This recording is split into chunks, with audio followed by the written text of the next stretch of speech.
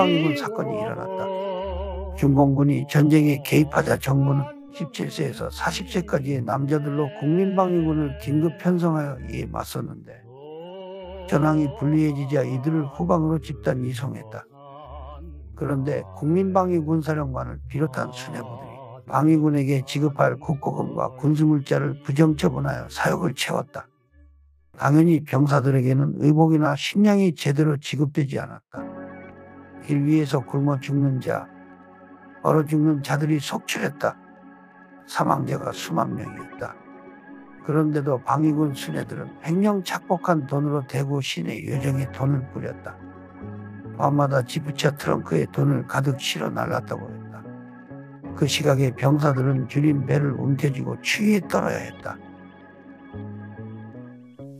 이 사건으로 신성모 국방장관이 물러났다.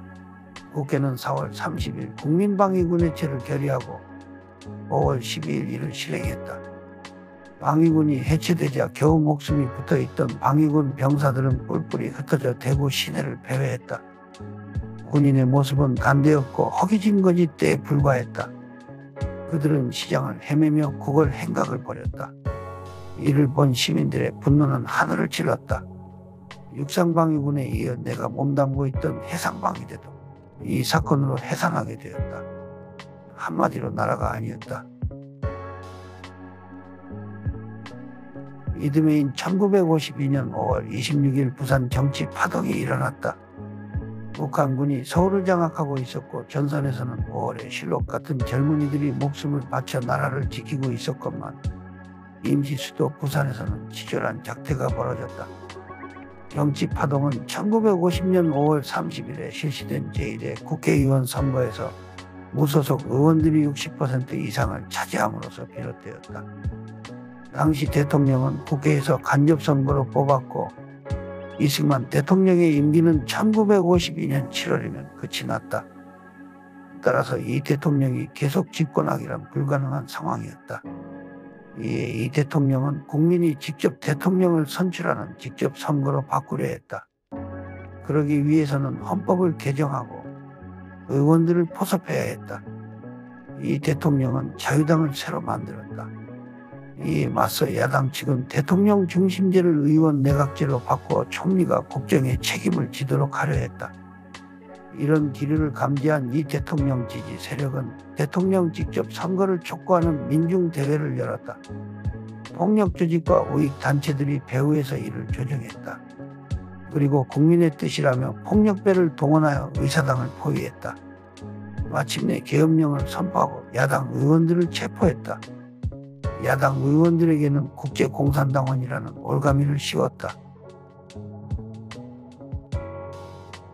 이런 상황에서 당시 국무총리였던 장택상 씨가 타협안을 내놓았다. 그것은 대통령은 직접 선거, 국회는 의원제로 구성한다는 것이었다. 이른바 발췌개헌이라 불리는 타협안을 통과시키기 위해 야당 의원을 국회로 강제 연행했다. 고금 중인 의원들도 일단 석방한 후에 다시 의사당에 연금시켜 정력수를 채웠다. 이렇게 경찰과 폭력배가 의사당을 겹겹이 에워싼 채 대통령 직선제와 국회의원제를 골자로 한 헌법 개정안이 국회를 통과했다. 나는 이렇듯 반공이란 이름으로 독재 정권을 연장하는 친일파와 그 동료자들의 야욕을 똑똑히 지켜봤다. 국민의 대표들이 독재자에 의해 또 독재자를 위해 간단하게 굴복하거나 변절하는 것을 보고 충격을 받았다. 나는 정치와 정치인에 대해서 깊은 생각을 하게 되었다. 오래전부터 나는 정치에 비상한 관심을 가지고 있었다. 또한 나름대로 정치적인 소질을 지녔다고 생각했다. 그렇지만 내가 정치를 해야겠다고 결심을 하게 된 것은 하나의 사변과 또 하나의 사건을 겪으면서이다. 바로 한국전쟁과 부산 정치 파동이었다. 나는 한국전쟁을 겪으며 지도자가 거짓말하는 것을 보았다. 위정자의 빈번한 거짓말은 결국 나라를 위기로 몰아갔고 국민을 절망 속으로 밀어넣었다. 지도자가 깨끗하지 못하면 사회가 혼탁하고 국민을 기만하면 나라가 무너진다는 것을 느끼고 보았다. 정치가 바르지 못하면 인권은 짓밟히고 생명과 재산도 지켜내지 못한다는 사실을 40을 넘으며 가슴에 몇 번이나 새겼다. 또 하나는 국민의 이름으로 폭력을 동원하여 집권을 연장했던 부산 정치 파동이었다. 국민의 뜻이 아닌데도 독재 정권은 민해를 도용하여 국회를 무력화시키고 헌법을 멋대로 고쳤다. 나는 국민을 섬기는 참다운 민주주의가 아니면 국민이 참된 행복을 누릴 수 없다고 결론 내렸다. 그래서 정치가 제자리를 찾으면 모든 것이 제자리를 찾게 될 것이라는 믿음을 갖게 됐다. 나는 정치에 뛰어들었다.